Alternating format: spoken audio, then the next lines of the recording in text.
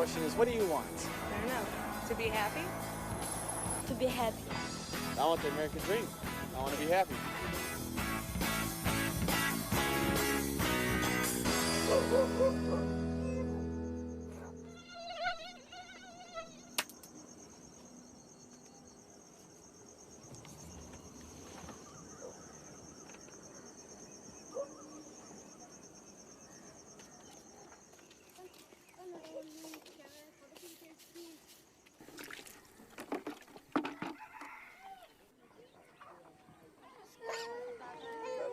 যেতে পারি শান্ত করো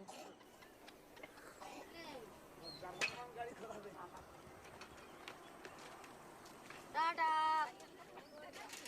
টাটা টাটা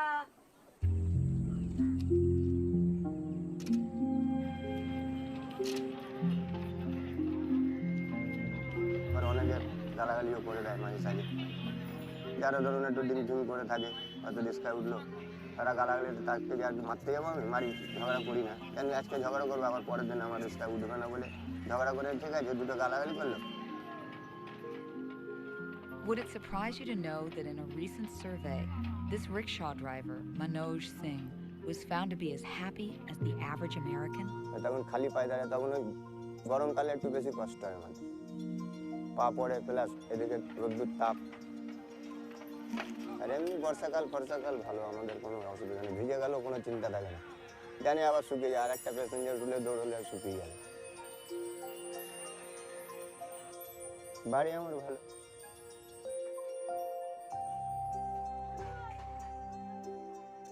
বাড়িতে ভালো লাগে একদিক দিয়ে এদিকে ফাঁকা হাওয়াও আসে বর্ষাকালে একটু কষ্ট হয় ঝাপটা ঝুপটি চারিদিক দিয়ে মারে তখন অসুবিধা নাহলে এমনি প্লাস্টিক উপরে আছে চার সাইডে প্লাস্টিক দেওয়া প্লাস একদিকে জানলা আছে ওই জানলাতে হাওয়া ভালোই আসে ভালোই থাকি খারাপ কিছু না। এই সকালবেলায় ফিরি যখন ওরা বসে থাকে ওই চার দোকান সামনেই ওরা যখন মানে তাকায় রাস্তার দিকে যে বাবা এই আসবে তখন ওদেরও মন ভালো লাগে প্লাস আমাকে যখন বাবা বলে ডাকে আমার মনটা আরো খুব খুশি হয় আর কি। ওই বাচ্চা কাচ্চা যখন ওই গরিব বলতে গেলে কি বাচ্চা কাচ্চার মুখ দেখলে তখন আমার বুকটা এত উঁচু হয়ে যায় যে আমার মতন কেউ বড় লোক নেই হয়তো নুন ভাতি খাচ্ছি কিন্তু খুব আনন্দ হয়েছে না কারোর সাথে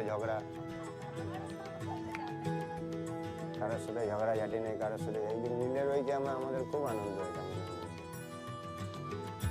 আমরা সবাই বন্ধু।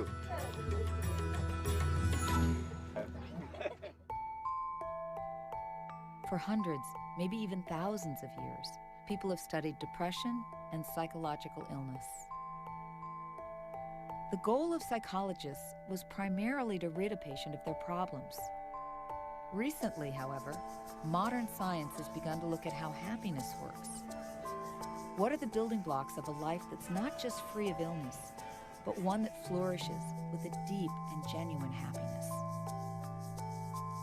When I got into happiness research, it was 1981. It was not a popular field in psychology. People thought it was flaky, that it was loose. A professor said to me, you can never measure happiness. Now, why they thought you could measure depression, which they were all doing, but you couldn't measure happiness, I'm not sure. And then in the 90s, people started getting interested in it, and now it's absolutely amazing how many people are interested. Magazine articles and books are being written about it. There's even a new field of science called positive psychology, which studies happiness. It became the most popular class at Harvard, with 1,000 kids showing up every week for a happiness class. The first thing is to realize that happiness can actually help you get your other goals, have better relationships, make more money, do better at the job. People on the job are going to like you better if you're happy. What we've done, and I've done this for the last 25 years, collecting data. So we follow people and look at their moods over time. We've also looked at random samples of people from around the world, who's happy, who's not happy. Then we crunch all these numbers and we say, gee, what really matters? By studying identical twins, people with almost exactly the same genetic makeup, researchers have discovered that approximately 50% of the differences in our happiness levels is determined by our genes. They call that our genetic set point, or our genetic set range. Most of us are born with a certain range of happiness that we fall in most of the time. And even when really good or really bad things happen to us, we kind of tend to return to our set point. And while 50% is genetic, amazingly, our circumstances like what job we have or how much money we have, our social status, our health, those things that many of us are told to focus on, they only account for 10% of the differences in our happiness. Most people are kind of stunned at how small that is, but that still leaves 40% unaccounted for.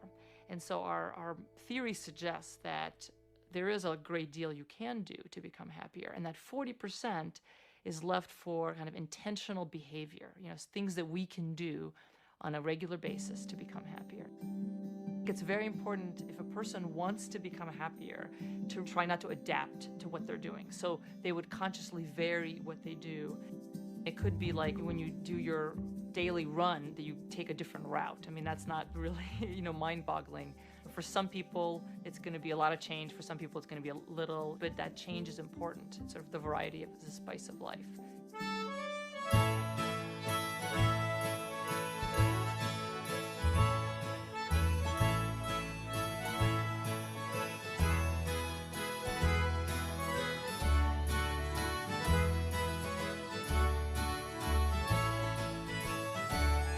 This is a paradise to me. That's why I love it so much. And then you don't know what you're gonna see. People, call me for a tour. Well, what are we gonna see? I don't know what you're gonna see, but we're gonna see something. Look right there. That's a crawfish eater. Look at that alligator on that big log. See it? I feel like a kid, man. And right where we at there, straight ahead, my house is right there across the levee. In the afternoon, sometime I'm kind of like down a little bit. I jump on my four-wheeler and I come park right there. My house is right there. And I watch these birds pass and just listen to the stillness.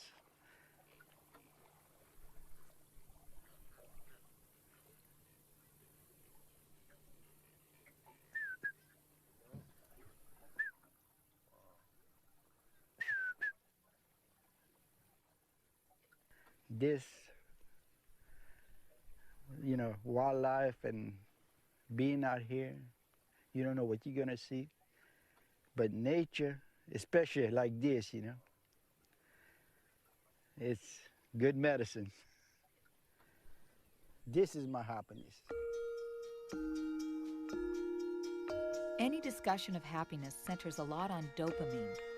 Dopamine is a chemical in the brain called a neurotransmitter that's necessary for feelings of pleasure and happiness. So electrical impulses come down a nerve, they hit the connection, and the connection releases chemicals. The chemicals diffuse to the next nerve cell, they bind to receptors in the next nerve cell, and they cause an electrical change. That chemical release that is released is called a neurotransmitter. Pretty much as you age, from about teenage years onward, you're slowly losing dopamine synapses and probably dopamine neurons as well. As far as we know, no one's observed those regenerating. If it's too severe, then you end up with Parkinson's disease. The body adapts to what it needs to do. So the use it or lose it probably applies to some degree in the brain as well. And so the idea would be to seek out experiences that release dopamine or you need dopamine to do. The things that are best at doing that, interestingly, involve physical activity. So aerobic exercise is probably one of the best releasers of dopamine, especially if you do it in novel ways.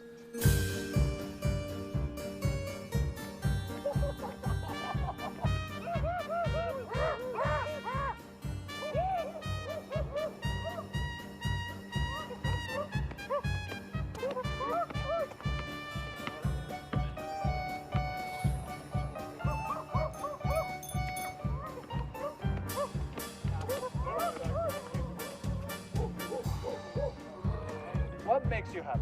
So I like banana splits, I like banana peels, I like big bananas.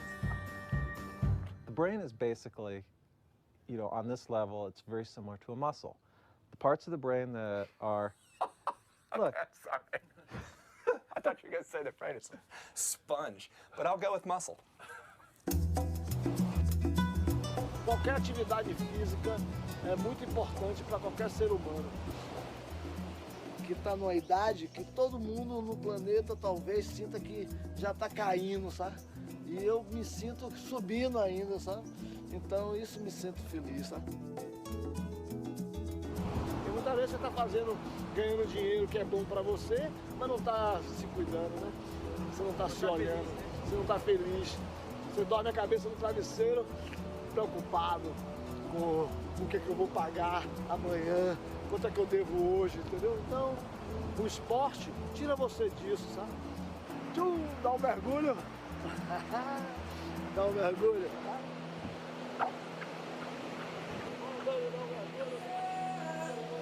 Espiritual, religião. Meu surf, para mim, é religião, sabe? Eu surfo desde o tempo de 1966. Quer dizer, eu estou fazendo uns 41 anos de surf, então... Sente exatamente isso, essa harmonia com a natureza, esse entrosamento com a natureza.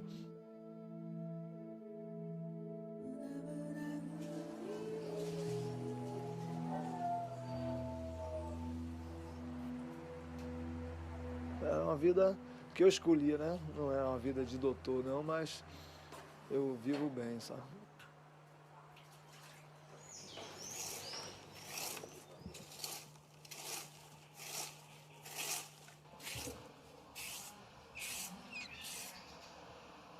Os pássaros caem das árvores, caem no chão, o gato come. Aí a gente cria eles para até voar, sabe? Mas é muito gratificante você poder surfar com os filhos, sabe?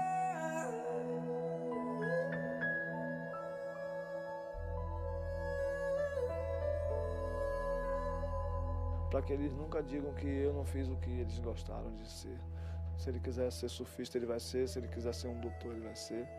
Minha filha quer ser uma economista, ela vai ser, entendeu? É o que eu digo sempre para meus filhos, né? Procura trabalhar para poder não viver uma vida tranquila, sabe?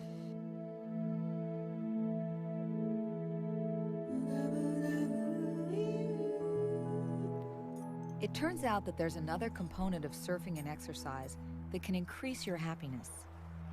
It's what an athlete would call being in the zone. I started studying people who were doing something very difficult and demanding for no good reason, no money, no status, nothing, but just because they like to do it. My understanding of what motivated these activities was not anything that came from outside, but it came from the activity itself. And I gave the name flow to this kind of synergy of different aspects of consciousness where you wish you could go forever because it feels that you are completely fulfilling something that you can do well and you can see it happening and you feel that nothing else matters.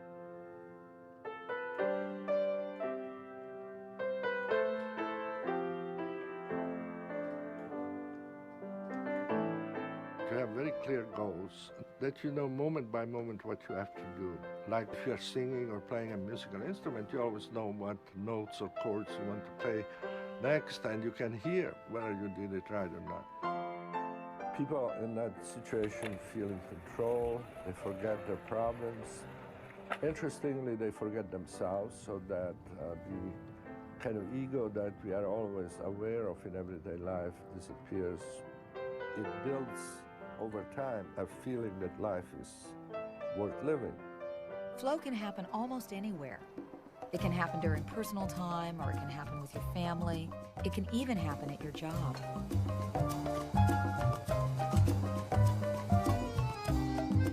It's all in the rhythm. It's all in the, just keeping the rhythm going. I'm doing it 14 years. I love it. Don't want to go nowhere else. Why do you love it? It's like cooking. Always is. I got an order of hash browns all the way. Patty milk. That's the grill operator. The research is clear. People who experience flow on a regular basis are happier than those who don't. much of what we believe about the causes and sources of happiness simply isn't true. People overestimate how much impact both good and bad events will have on them in the future. People believe that if good things happen, they're going to be ecstatic and that joy will last a very long time. In fact, they are ecstatic and the joy quickly dissipates. People believe that if bad things happen, losing a lover, losing a football game, losing a job, they will be devastated and devastated for a very long time. In fact, they are devastated for a very short time. In general, people do really good when things go really bad. Sounds like a country song, but it actually turns out to be true. This is Town and Country in 1969, and I was featured as one of the top 50 debutantes in the country at the International Ball, along with Tricia Nixon and people like that.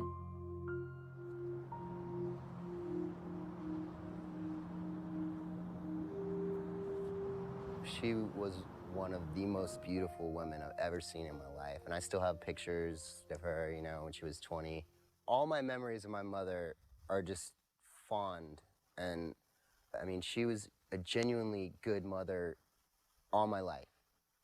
I was very, very busy raising 3 children and loving that, and raising horses on my ranch and doing volunteer work. I had a very full life, busy, busy, busy. My kids were in soccer and baseball and things like that. When I was run over by a truck in 1992, I was in shock. My whole life changed instantaneously. It was the 4th of July on my family ranch in Texas, where I'm from. We were coming in our truck from the barn right here, and as we were approaching, I saw my sister-in-law driving down the road in her truck, and I thought, well, if she stops, I'll get out and we'll talk. And so she did. And so I got out, and I guess it was right here, actually, where the truck was. And we were having a disagreement. Wow. She drove off in a hurry, and when she did, my hand was on the door handle. I was running alongside, trying to get my hand out and screaming, and fell. And when I fell, I was dragged until my hand disengaged and I fell under the truck, and I was crawling and clawing the gravel to try and get away, and I couldn't. And it went over up my spine and over my head and crushed my face in the rocks. My dad had already jumped out of the truck and was screaming, and I got there, and of course we both thought you were dead. When I was in ICU, they could only recognize me by my hands. Just, oh, my poor, beautiful mother. And I had friends who didn't know what had happened to me. If I saw them on the street and went up to them, they just fell apart and started crying and were horrified. My husband divorced me and left me. He became a really bad alcoholic. It was very traumatic for him too, but for 9.5 years, I was totally disabled. I've had 30 surgeries on my face. I don't know if it was a dream or if it was a vision or whatever, because I was kind of groggy after the surgery. And I had these images of, and not an image that I had remembered ever seeing on my dad's face, but just this lecherous look. The memories that were coming back were of abuse by him, not just fondling, but fondling me, but also raping and threatening to kill me with his hands around my neck when I fought. I guess the shock of the trauma cracked this very good denial system I had built up in my life. I just really was angry I was alive. I thought about killing myself. I would buy myself time, say, well, okay, that's always an option, but I'll wait 6 months because I've got to be here for my kids today. I'd always been a super doer, an overachiever, and need-to-know person. And to be able to say, I don't understand, and I don't need to understand, and that's okay. It was kind of a catalyst of a healing process in my entire family. But it was very scary. In my life, integrating, accepting all of my life is part of healing. And I have horses. I found them very healing to me.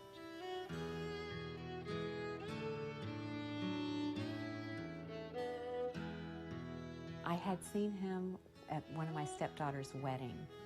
We knew each other years ago, and he asked me things like, did my nose work?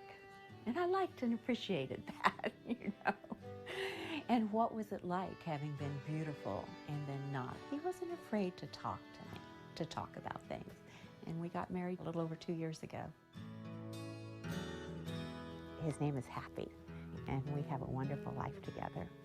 Calls me beautiful, and I love him.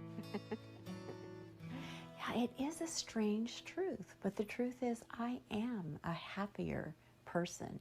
I am more grounded, more centered, more connected and integrated with who I am and grateful for who I am today. I'm working with other people now as a practitioner. I think that you can make a choice and that you do make a choice when things happen in life.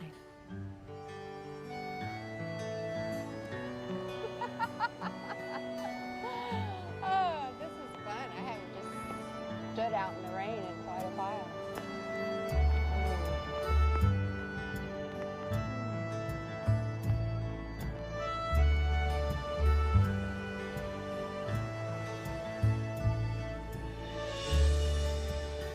There's a general lay sense that all adversity is bad, and the scientific research doesn't really support that.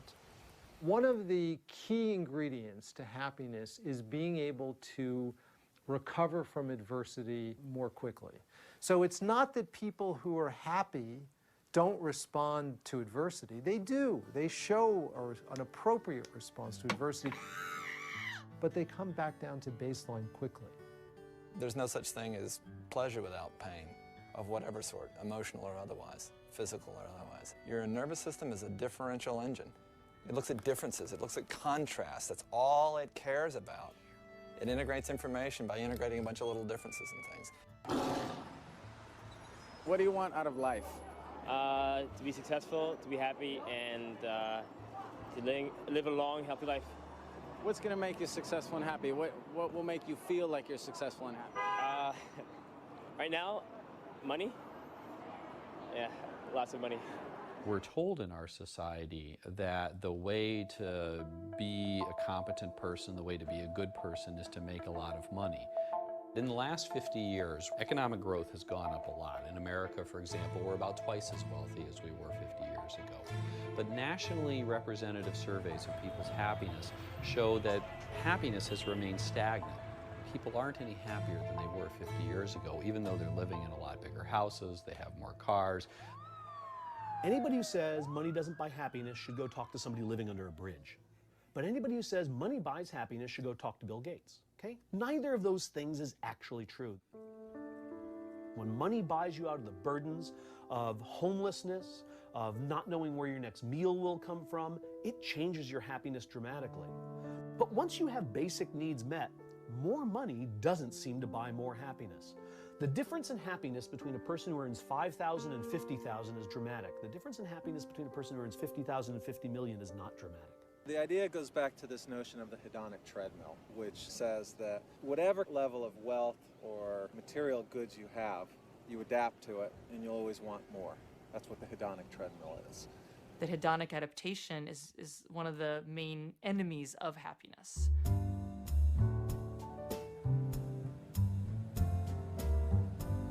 Remember Roy Blanchard? He told us earlier about the novelty and the beauty he experiences in nature. Well, Roy's also part of a family that just might be one of the happiest families around. The Blanchards are an extended family of children, siblings, and in-laws. Most live within a few miles of each other. They live modestly and with very little material wealth. but they seem to have plenty of happiness to go around.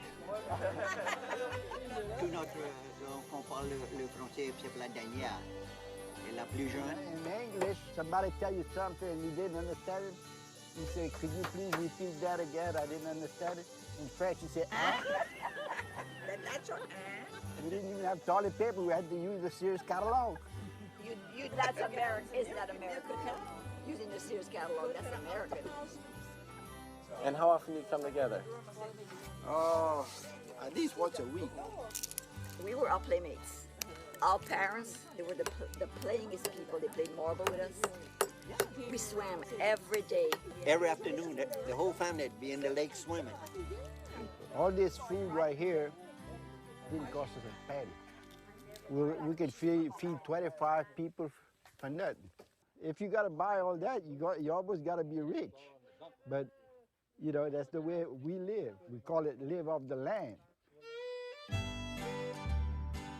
And that one got good. Let's see, 1, 2, 3, 4, 5, 6, 7, 8, 9, 10, 11, 12, 13, 14, 15, 16, 17. Enough for one person. My daddy, he was a carpenter. Somebody needs something done, we just get together and we do it. The daddy built a lot of our houses.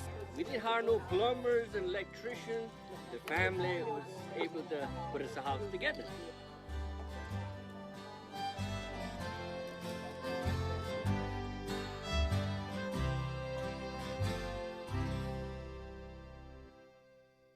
We studied some of the happiest people, and we found, without exception, that all of them had close, supportive family and friends. That didn't mean that they loved everybody or, you know, they got along with everybody, but what it meant was every one of them had close family and friends. We make a distinction between two main kinds of goals or values which people might pursue in life: intrinsic goals and extrinsic goals. So extrinsic goals are extrinsic in the sense that they're focused on something external to you. They're focused on rewards, they're focused on praise, they're focused on getting stuff. And the three main examples of extrinsic goals we've looked at in our research are for money and financial success, for image, kind of looking good, having the right appearance, and for status or popularity. Now we contrast those with intrinsic goals. Intrinsic goals are inherently satisfying in and of themselves because they have to do with intrinsic psychological needs that all people have.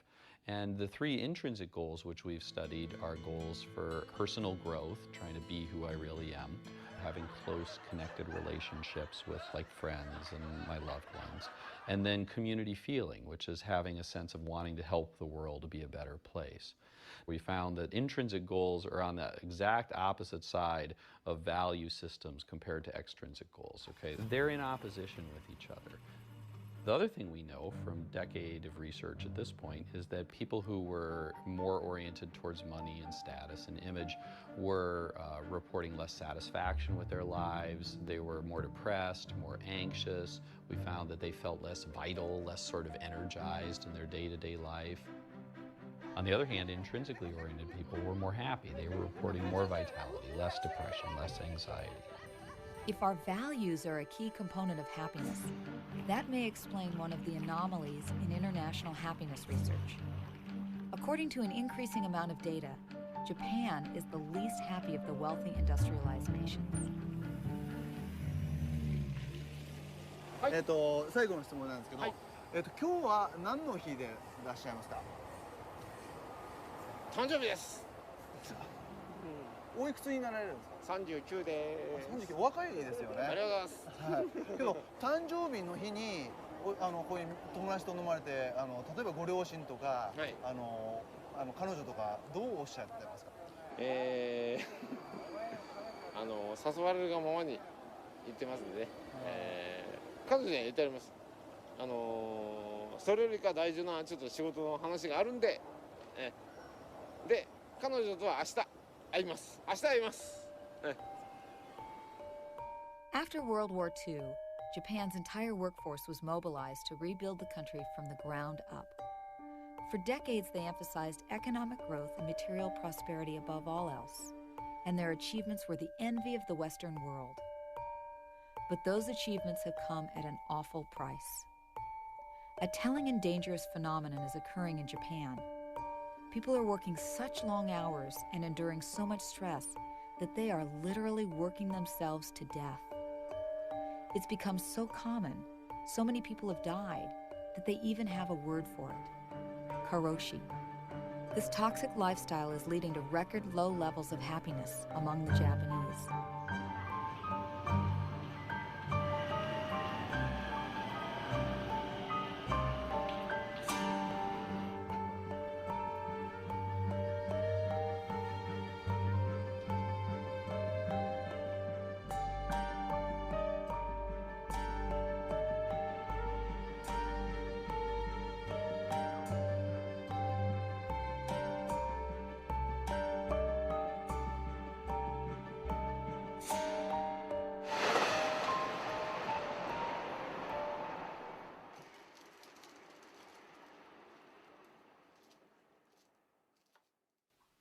トヨタで無駄をなくす無駄をなくすって言うんですけど、そうするとこういいように聞こえるんですけど、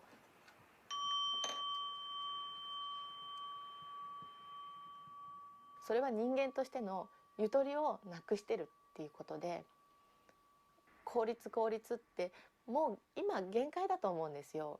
お盆休みがあったんですけども、その頃からちょっとおかしいなって思ったんですよ。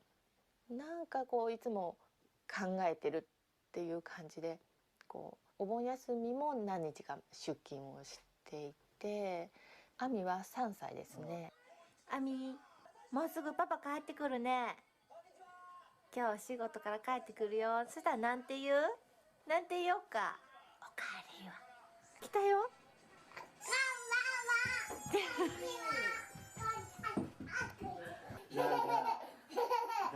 亜美、亜美。誰だ？亜美誰だった？よいどん、よいどんなんちゅう。パパじゃん、亜美。いい子しとった？亜美？少し覚えてるね。亜美、あれ何？なんだ。よいしょ。とにかく遊びたいですからね。夫が疲れてるどこは全然わかりませんから、やっぱり会えば抱っことか、だんだんその回数が減ってったんですね。夫が亡くなった日は、疲れてはいましたけど、それでも行ってくるわって言って出かけたんです。品質に関してチェックをするようなところでした。で、会社の申し送り帳っていうのがあって、それを後から見ると、当日やっぱりいろいろ不具合が出てるんですね。助けてほしいっていうようなことを言ってたと。上司と申し送り帳を書いてる途中に突然倒れました。着いた時には心肺停止。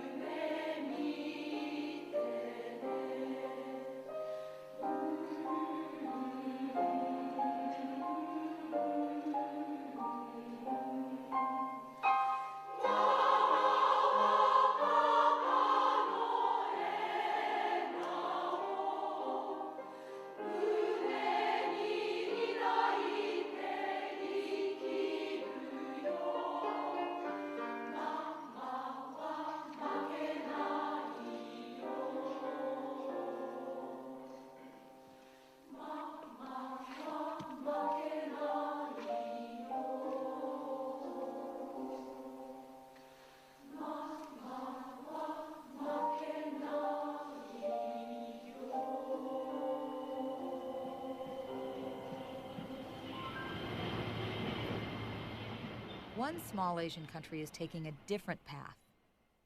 Bhutan is a country with a fledgling economy, and one might expect it to follow economic policies that prioritize growth, as do most developing nations. What we saw was that in the pursuit of economic development, people and societies had lost their cultures, their environment, their social systems, and humanity was having problems. That's why Bhutan said, okay, this is not enough. GDP is not enough. Humanity needs a higher goal for development, and that is gross national happiness. What they're doing in Bhutan is, instead of trying to maximize gross national product, they're trying to maximize gross national happiness. They're trying to figure out what is it that's going to make our people happy. Not rich, but happy. We believe that this contentment, this happiness lies within the self, and there's no external source. The faster car, bigger house, more fashionable clothes is not going to give you that contentment. It might give you fleeting pleasure, but not contentment. Gross national happiness is the responsibility of the government to create an environment where citizens can pursue happiness. So let's say, for example, Bhutan has got lots of potential to dam up its valleys, sell hydroelectricity to India, but when they flood their valleys, they have to move people. When they flood their valleys, they lose their forest cover. They lose some of their sites of spiritual significance to them. So what they want to do is they want to balance these things. They want to think just not, oh, okay, dam this valley, sell this amount of hydro to India for this amount of money, GDP goes up. They want to look at it in a more textured approach. Gross national happiness is important that it makes us think about what we do, of ourselves as individuals, of society, of the world. Think rationally, think holistically, think spiritually. In terms of environment, our law says 60% of Bhutan must always be forest. In terms of culture, we have monasteries, we have schools to be protected by the state, we have rules on dress, language, architecture. So this is how the government is creating this environment. If we think about societies, the ultimate purpose of society should be to produce long and happy lives for its citizens. The people of Bhutan have only recently begun pursuing gross national happiness. And to know how successful they'll be, we'll have to wait and see. Another country in a different part of the world consistently ranks as the happiest country on earth. Denmark is known for its social equality and high standard of living. All Danes are provided free education through college and free health care for life. But Denmark's most unique and revealing quality is that it has more of its population living in what are called co-housing communities than in any other modern industrialized nation. In Danish co-housing communities, multiple families live on a plot of land, or even in a single building, where certain chores and benefits are shared by everyone. When I moved in here, I was newly divorced, 2 little children. I didn't have a work, so I was kind of isolated. If I had to move in a flat alone, I would go down, I would be depressed, I would isolate, and so I thought I had to find this place, and I found it. It was a miracle I found it. We live 20 families together. The houses are close to each other. This is our house.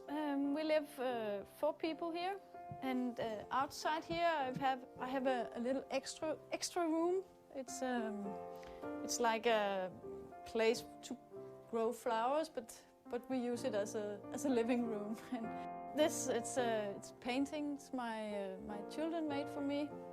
There's an empty space up there. It's made for my children. Often ask me, and I say it's because I want to show you that we can put up more paintings. It's not finished. It's a working piece. And here is Juliane living, and she has a little animal, which is also a kind of symbol of our flat, our house, because it's a very tiny animal, and it has a very tiny cage to live in. But I used to tell them that this animal has more space than we have. 50 years ago, people in Denmark also lived in Copenhagen, lived in small flats, and they had a lot of children, and they had a nice childhood anyway. So It's like a big family. Yeah, I feel like a big family. I have friends in the school and I have friends home. It's very nice because I have many friends. Det er dejligt at have nogle voksne, der de er meget sådan, passer på en. Ja, hvis nu at der er nogen... Hvis nu jeg har slået mig ned i handen, så er der altid en, der kan komme rendende, hvis det sker noget. We eat together, and it's very, very nice. Og lasagnen er deroppe. Ja. Tak.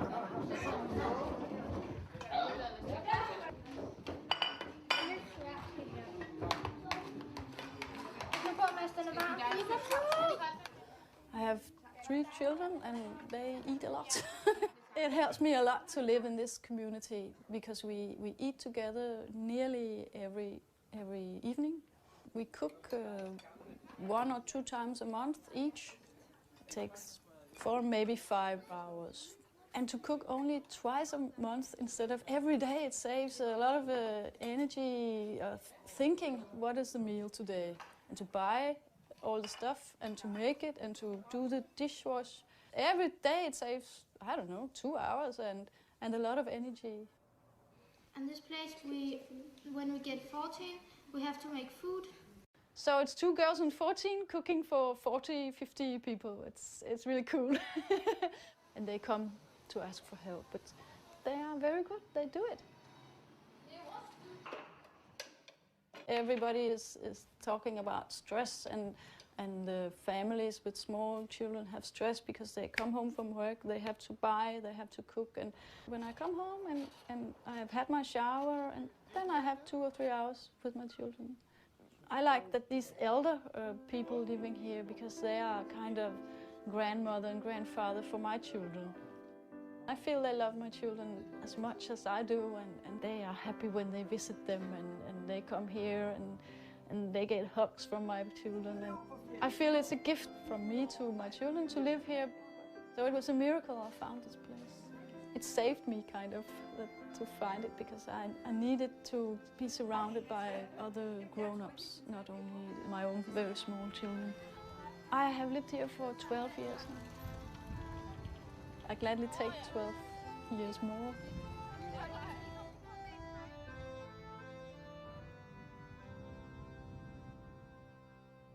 I think when we work in a community, we realize that, you know, my life is pretty good as it is, and I have something to give to somebody who maybe doesn't have something that I have. And I think that makes people switch from sort of focusing on what don't I have to what do I have that I can share. And that's a very powerful thing that we know from the research makes people happier. We all need something bigger than ourselves to care about. And for some people, structured religion gives that to them. For other people, they don't believe in that kind of structured religion, but they have compassion, caring, gratitude, and these spiritual feelings that connect them to the universe and connect them to other people. Now, one of the other things we know is that not all religious people are happy, or not all religions are happy. If you do not obey the commandments of the Lord your God, then he'll curse you. According to church leaders, Hindu radicals were opposed to the event and began attacking Christian homes and churches.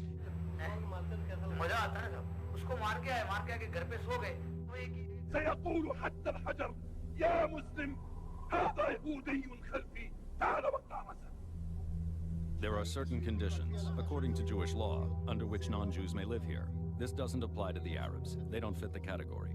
They have to get the hell out. If you look at the very fundamentalist groups who believe that everybody else is going to hell but their group, they're not happy, or they're less happy than other people.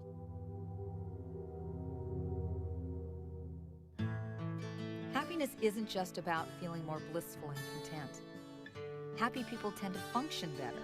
They're more productive, they're healthier, and the research suggests they even live longer. Well, if long life is an indication of happiness, then the people in Okinawa, Japan might just be ecstatic.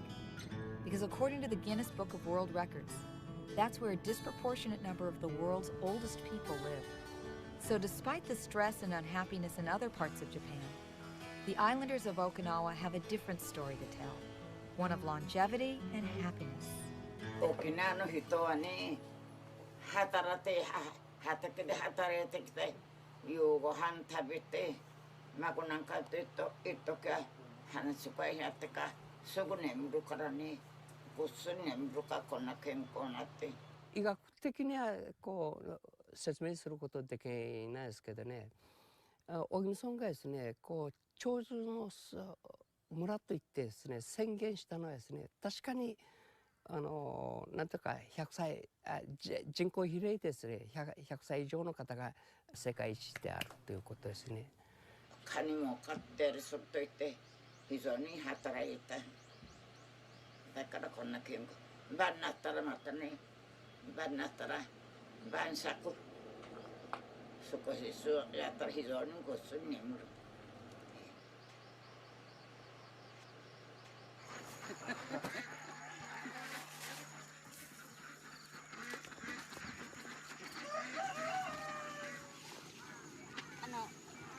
前はね、サウナにわざわざ汗出しに行ってさね、だけどこの畑仕事したら2時間働いてきたらね、もう汗がびっそり、もうとってもいい気持ち。もう汗がびっそりだからすぐお風呂入って朝ごはん食べてまた洗濯やったり。Besides experiencing flow on a regular basis, Okinawans grow vegetables that subsidize their livelihoods and provide gifts for friends and neighbors, bringing the people even closer together. 自分が作ったのはもう本当に美味しい。全然そうろく何もしないから。気持ちのせいかね、もう自分たちで作ったのが美味しい。幸せです。Even the Okinawan traditions keep people connected in unique ways. The island has a traditional band of about 50 people, and the rule is that the band members must be between the ages of 20 and 30. The band is supported by community funds and plays in a different village every Friday night. Since there's not much other nightlife on the island, lots of people come out to see them, both young and old. It's a tradition that ensures regular contact between people, not only from different villages, but from different generations.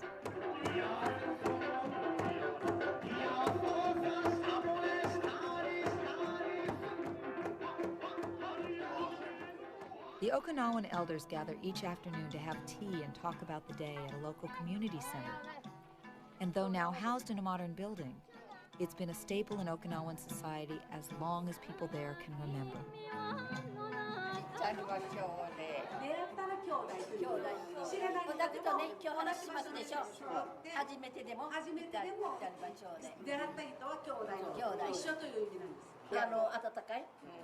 悪いことしていけないというこの気持ちがみんなに最近またしているから両軍の兵隊がこう兵隊がみんな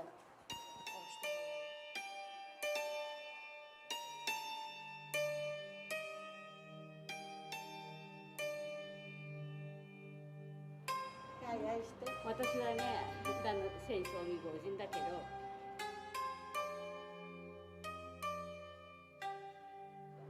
私は人にもやってこの近所ってこのね付き合いやする大君の方に高田との方にもね踊り習いに行ったりカラオケしに行きましたよ。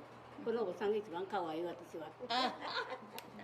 本当友達がいっぱいいるのが一番幸せ。どっちかといえばとにかく家はですね、各家庭みんなたまたま不幸がある時はもう部落の人がみんなこのしたら前は埋葬だったけど今もう仮装になりました。仮装してきたらうちら団体一門ばっかといってね、兵糧の墓から箱に遺骨を拾ってきてね、この遺骨をすぐこぼしてみんな墓の中にみんな全部のもの。もう一家族という意味で。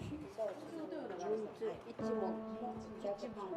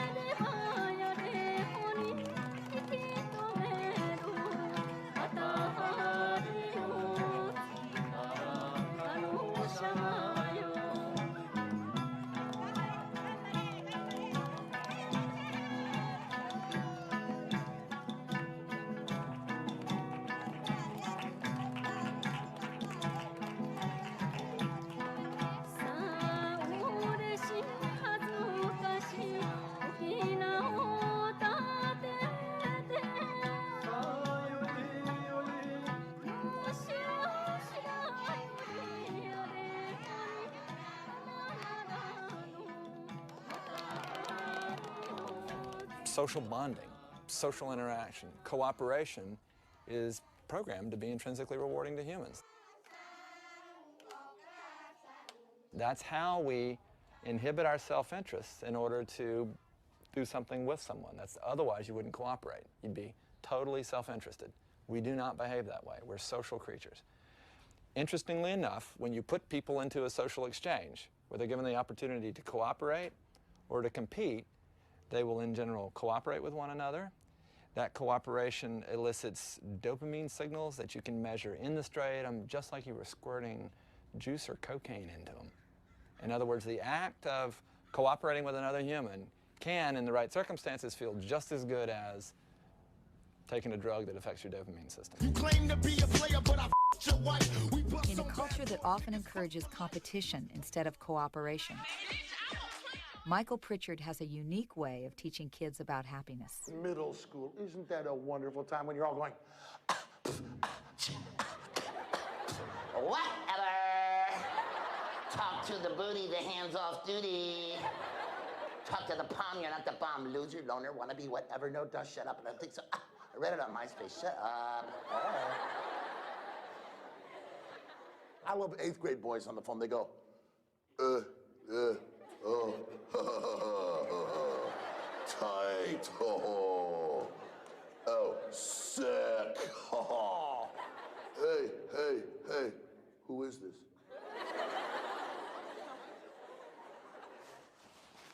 Well, I'm up here sweating like Britney Spears on Jeopardy. How many of you every day see a kid here who gets isolated, teased, picked on, laughed at, and has become the target of lots of other kids teasing and bullying? Raise your hands, please. Raise your hands high, high. Look around the room, please. Look how disconnected we get over stuff. I mean, how many of you guys play that video game, Grand Theft Auto Vice City? You run over homeless people. You beat a prostitute to death with a tire iron. You run over cops, paramedics, firefighters. Am I right? Yeah. We love you guys. A great teacher named Helen Keller was asked, "Oh, Miss Keller, it must be hard for you to be blind." And she said, "It would be if I had no vision, because we really see with our hearts." Think about what your hearts are seeing that sometimes disconnect you. Think. And it can be the little words, just the little words. I was a coach out at Special Olympics. You ever seen a kid run and laugh? Yeah, I was out there at Special Olympics having a little 11-year-old girl who's I'm coaching. Boom, the gun goes off and she takes off running. What a heart, what a spirit. And I hear kids say cruel things to her, but she's a good teacher. She takes off running, she goes, yes, whoa, this is not an Olympic form runner. She's hitting every lane. And she gets all the way down to the finish line, 40 yards in front of everybody, and she stops. And I was her coach. And I said, Annie, no, come here, you win the gold medal. No, coach. I said, no, you don't understand. They're catching up. Walk to me, snap it. Come here. No, Mike, please. And she turned around and she put her hand out for her friend, who turned and put her hand out for her friend. And then all 6 kids held hands and came across the finish line together. And she goes, wow! Together, we all would win. Together, we all would win. I know that there are kids in this room who have been teased and picked on and left out and isolated. Can I get a volunteer of somebody who can share what it feels like? Big round of applause. Come on down.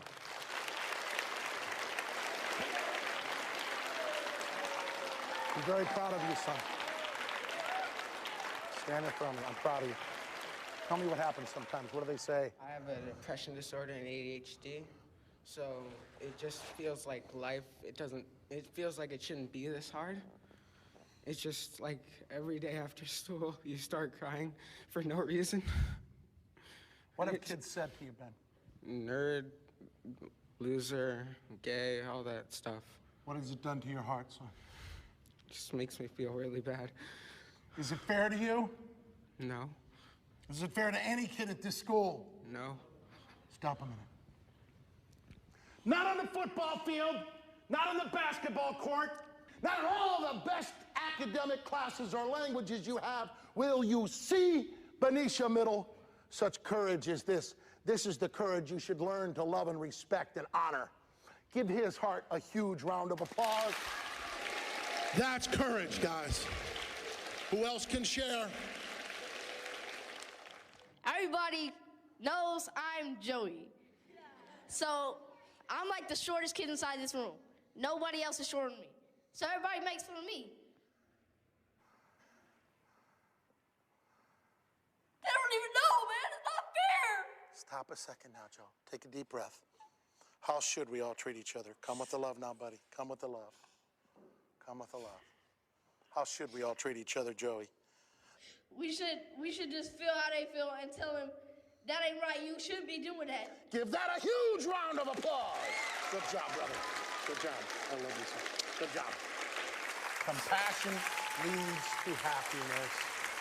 Big round of applause. This is the Benicia school you go to. Let them know. Let them know. This is the way you go. This encouragement. You guys are awesome. See you? Joy comes from that connection to others. The best thing we can do for a child is to help them learn love.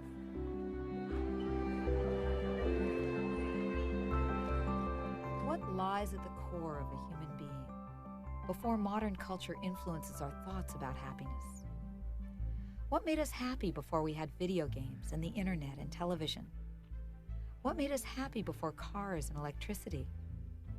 In the southern African country of Namibia, there lives a group of people who are genetically more closely related to our ancient ancestors than any group of people on the planet today.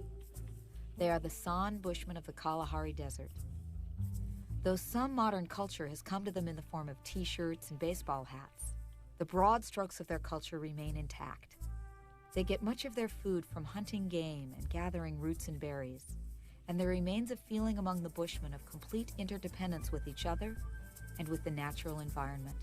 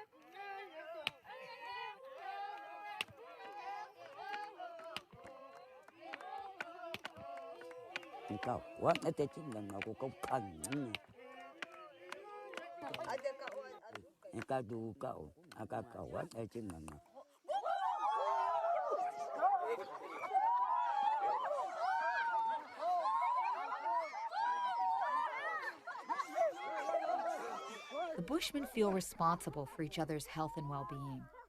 So when someone gets sick in their village, rather than sending that person to the nearest doctor, the entire community, even the children, participate in the healing process. No one is left out.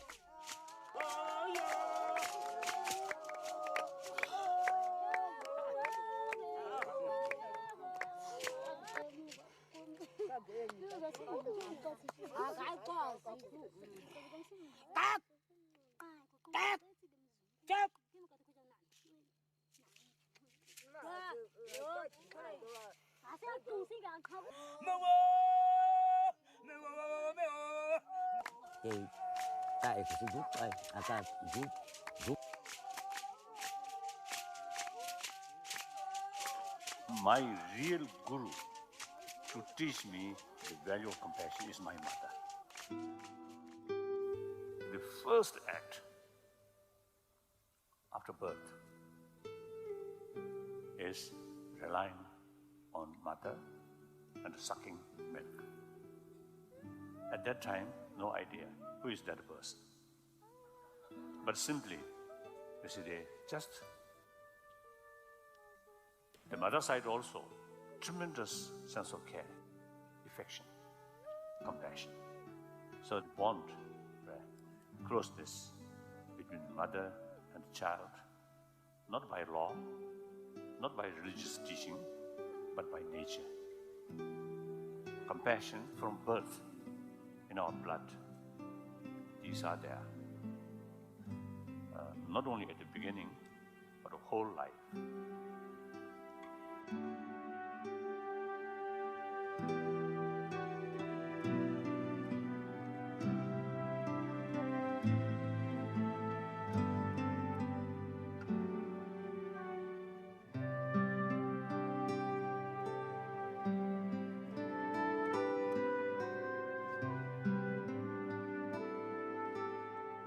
Compassion.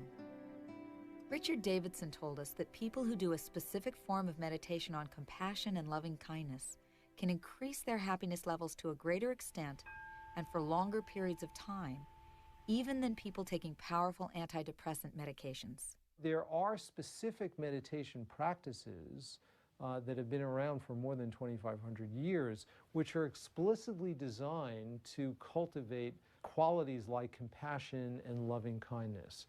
The person we've tested the most in our lab is a person by the name of Mathieu Ricard.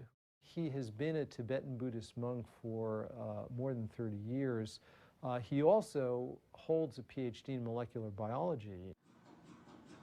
And we have looked intensively at Mathieu's brain, both at rest as well as when he is intentionally generating these states of compassion. So there's no obvious change in external behavior. You know, he's just sitting there, and then we give him the instruction to begin the compassion meditation, and all of a sudden, it's like, you know, parts of the brain are on fire. These are areas of the brain which are extremely important for understanding happiness and well-being.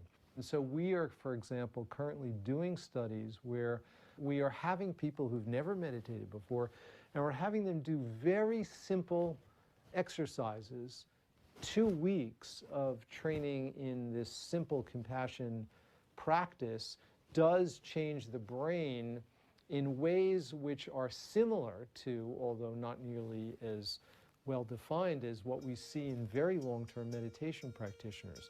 There is some evidence to indicate that we actually change the gross structure of the brain, literally the size of particular cortical areas in the brain change in their thickness. We, through intention, can change our brain.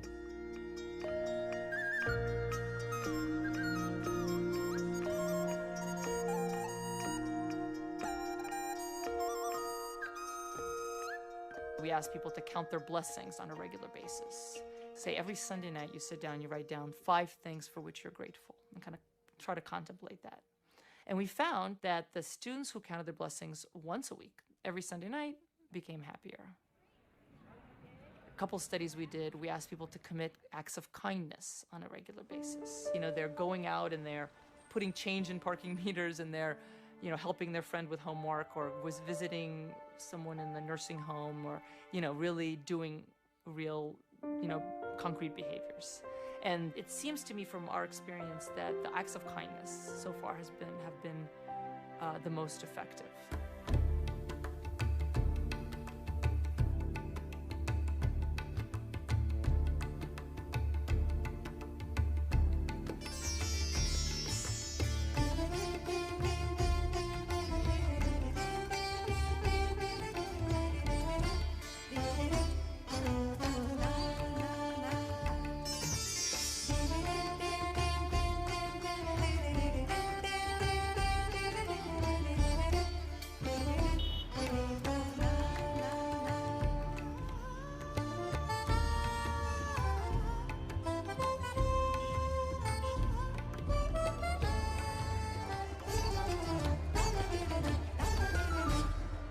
Mother Teresa, a symbol of compassion, opened her first home for dying and destitute people here in Calcutta, India.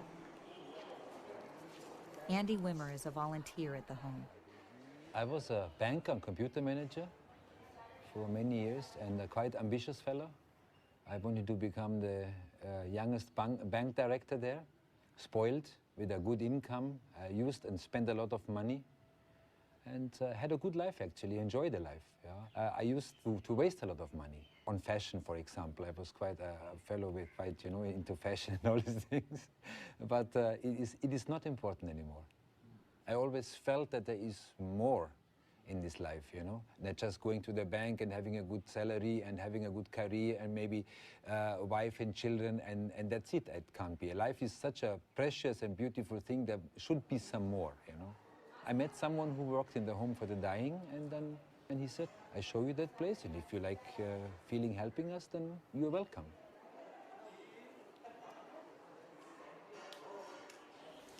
Na? Bon appetit. I remember when I came first into the home for the dying, the first thing I saw was a young dying boy, maybe 15 years old, in very bad condition. And I had to feed him. And I don't know, I fed him and he ate with great difficulties, but then he opened his eyes and looked at me, and I thought, so that's it now, you know? So it was like a flash, it was like a small enlightenment.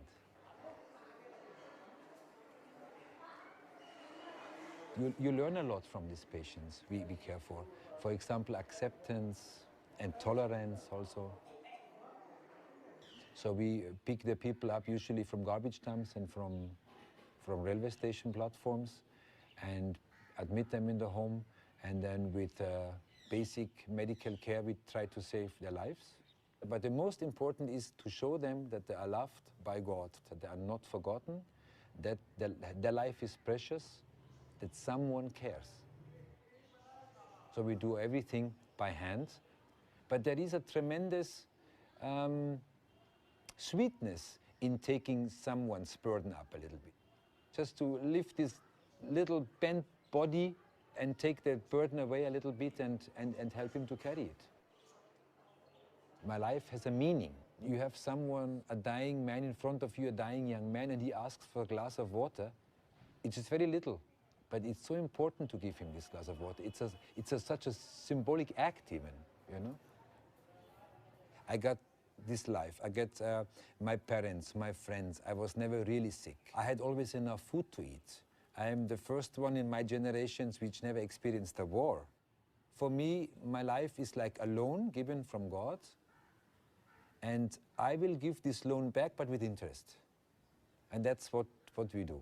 You serve your brother in front of you who is in need, and it gives yourself a fulfilled, happy life. Perfect, no?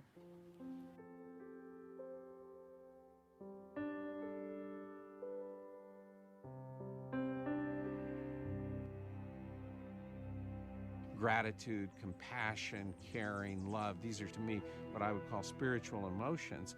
And they make you think of things bigger than yourself.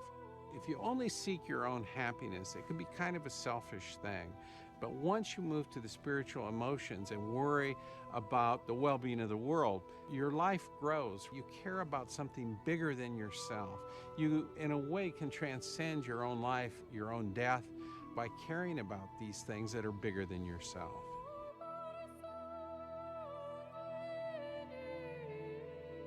If each of us even spent a smidgen of time each day actually practicing to cultivate happiness and also to cultivate other virtuous qualities like compassion and altruism, the world would really be a better place, and we'd all be transforming our brains in very positive ways.